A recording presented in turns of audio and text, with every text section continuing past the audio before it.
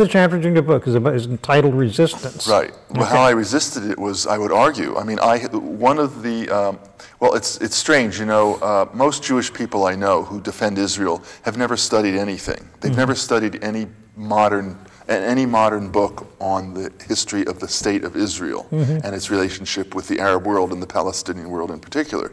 But you know, when my friends would talk about how Israel was cruel to the Palestinians and how Israel was wrong in occupying Palestinian territory and it was unfair, it was illegal, they weren't real specific. They hadn't, you know, it's not like they had done a big study like I eventually did, but they were more aware. They read the newspapers, they watched the TV, and they watched it, as I found out later, with more objectivity than what I had been. I always watched it and read the newspapers from the point of view that Israel can't be wrong.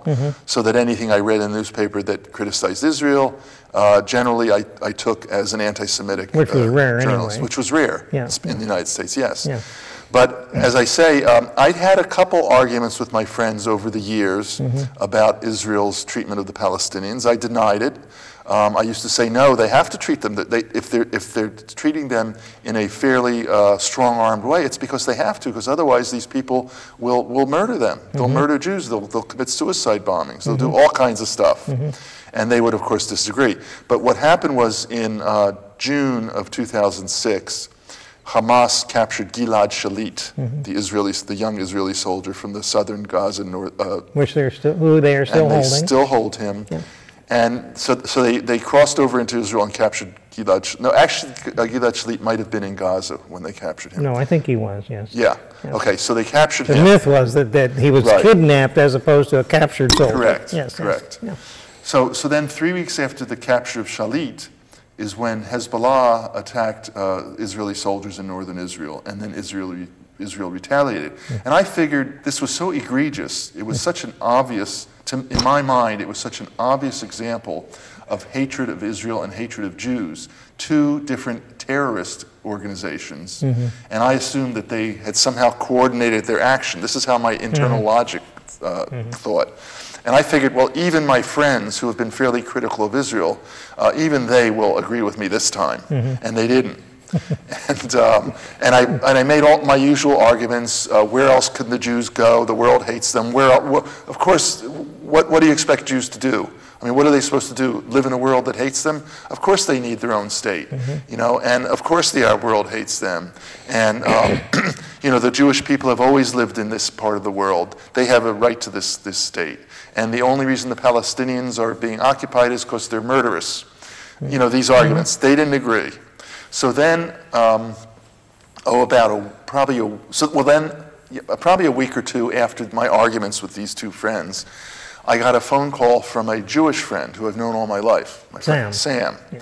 And he called to tell me that he was going to be visiting me in September. And during the conversation, which was a fairly long conversation, I started complaining about the Arab world, the hatred towards Jews within the Arab world, and Hezbollah, and Hamas, and the war in Lebanon. And he just listened. He did not interrupt. He let me go on and on and on for the most part. Now, while I'm talking to him, I knew that Sam had studied this issue for many years, but he's rather low-key. I mean, he never was real, he would never criticize, I never heard him criticize Israel. But during the course of the conversation, every once in a while he would interrupt me and say, no, Rich, that's wrong. What you're saying is incorrect. But he didn't say it from a judgmental, critical point of view. Just quiet, factual. Very factual and very accepting of where I was coming from, even though he probably didn't agree with me. So towards the end of the conversation, he said, look, why don't you read books by, he named two Jewish authors who I had never heard of, two well-known Jewish Israeli authors, Tanya Reinhardt and Baruch Kimmerling. And I said, you know, maybe I should, because at that point it struck me, well, I've never actually studied the subject. I've just assumed all of this. And the only book I had read was the book by Joan Peters. I was going to get into that, Of Time Immemorial. From Time Immemorial. And you used that to defend your resistance. That was my Bible, because that book had been given to me by my twin brother. And when my twin brother gave it to me, I thought, well, he has lived in Israel. He's really into Judaism. He's probably studied this subject. This book is probably a very accurate history of the establishment of the State of Israel. And it was seemingly very well documented. I did not know at the time. She wrote it in the mid-'80s. I read it in the mid-'90s. I did know that by the time I had read it, it had been completely debunked and discredited throughout the world, including in Israel. I didn't know that. And so I read this book, and she made a great justification for for Israel's existence. I think we have a non-human creature in, she's in not the studio. mic'd up, so. Anyway, so Joan Peters made the case that, first of all, there were no such thing as a Palestinian people. Right. And that was all false.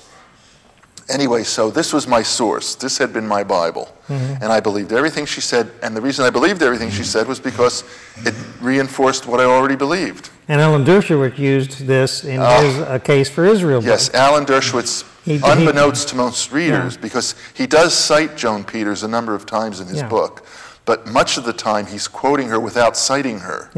And in fact, there are 22 paragraphs that are almost verbatim from her book where he does not cite her. Which Norm Finkelstein, who we'll talk about in a second, discovered and exposed his plagiarism, Dershowitz's plagiarism. Right. But we're getting back to Sam. So what happened was, after Sam told me, why don't you read some books by Kimmerling and Reinhardt, I went to Amazon and I typed their names in. And of course, when you go to Amazon.com, they bring up other books that you might want to read. That readers who read Brooke, Kimmerling, and Reinhardt have also read these books. So I wrote down a number of books and authors, and I made sure that I only wrote down books by Jewish authors. And one of the books that I wrote down was Beyond Chutzpah by Norman Finkelstein, who I had never heard of before. And I went to the library and I took out a few books, one by Finkelstein, one by Kimmerling, and one other one. I wanted to stop just a second and go back.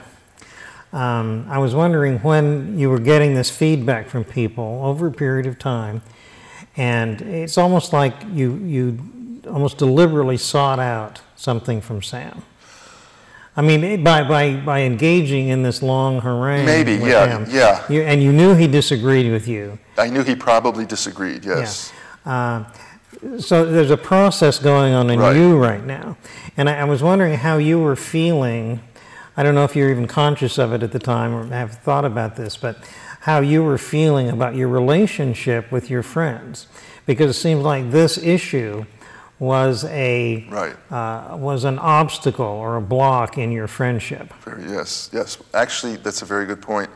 These are two guys who are among the most spiritually advanced people I've ever known. I mean, they have really devoted their lives to the truth, to growing as a human being, and to really understanding as deeply as they can the nature of the human experience and of their mind.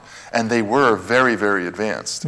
And so it was very disheartening that they, with as advanced as they were, again, from my internal logic, as advanced as they were, they couldn't understand the suffering of the Jewish people, which actually they could. But from my point, understanding the suffering of the Jewish people meant you agree with what Israel is doing, and you acknowledge that Israel is only defending itself, not stealing land, not dehumanizing the Palestinians.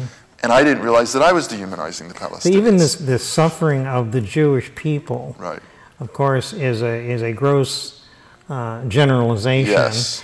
And it's interesting. I remember reading an article some years ago by a Jewish guy from Brooklyn. And he said, you know, the synagogue where he grew up, as he put it, we didn't worship God, we worshiped the Holocaust. That's all they ever talked about. Wow. You know, and that is a worship of this image of the suffering of the Jewish people, of which the Holocaust becomes the ultimate symbol. Right. It's not just the suffering of the Jewish people; it's the suffering of the Jewish people and the insensitivity of the world, of the non-Jewish people to them. Yes. Which makes all the non-Jewish people, at some level, complicit. And accepting of the suffering of the Jewish people. Right. So my generation, I was carrying images of the Holocaust, even though I was born after the Holocaust. And so those images, I would superimpose Nazi images onto Palestinian and other Arab people, and therefore see them as having the same ulterior motives as Nazis. And yet here are these friends of yours that you're very fond of and you have great respect for. Right. And you actually perceive as having probably engaged in more spiritual growth than you had at that point. Right. And so you looked up to them as mentors or gurus or whatever kind of. Right. And yet they disagreed with you. So this had to set up a tremendous cognitive dissonance in you. You have your Zionist mythology, I will call it, on the one hand, that was very important to you as a part of your sense of Jewish identity, that part of your own identity that came from a collective source. Right. Okay. And it's also, it's also connected with parent figures and rabbis and people who have been authority figures and mentors all your life. Right. Well, first of all, the fact that I finally realized that they weren't going to get it, that's when I realized only the Jewish people can understand our suffering. If you're not Jewish, you just can't understand it. That's when I came to that conclusion. But Sam was Jewish. But Sam was Jewish, and I'd known him all my life. Right. But, so that was very disheartening. That was like, oh, wow, you know?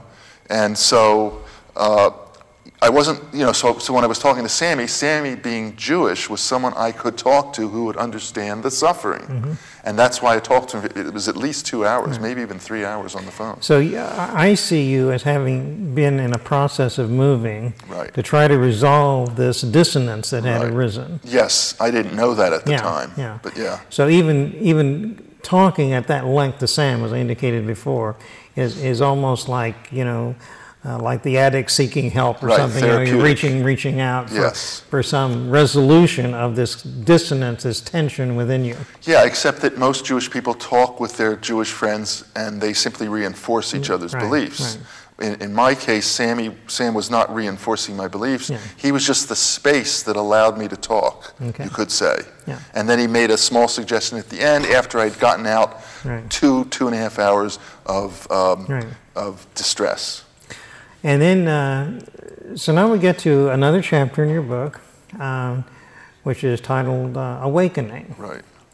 So why don't you describe that process now? Okay, so after talking to Sam, I went to the library, got some books out.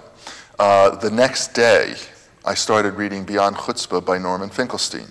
And I knew right away, as soon as I started reading the book, the first few sentences, I realized this was a very brilliant man. This was a very brilliant scholar I was reading. So I'm continuing to read the book, and the book is critical of Israel without being critical of Palestinians. So while I'm reading the book, I'm wondering, shouldn't he be critical of Palestinians too? I mean, how could, if he's a historian, there must be things he could say about Palestinians that are rather critical. But I wasn't sure that meant that he was anti-Semitic, because I was thinking to myself, well, maybe even though he's Jewish, maybe he hates his own people.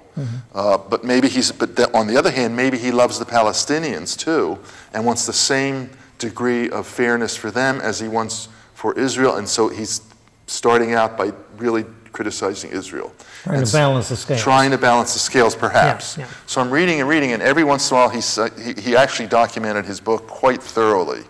And he's quoting from Human Rights Watch, Amnesty International, B'Tselem, which is the primary Israeli human rights organization. So he's quoting from very mainstream, reputable human rights organizations.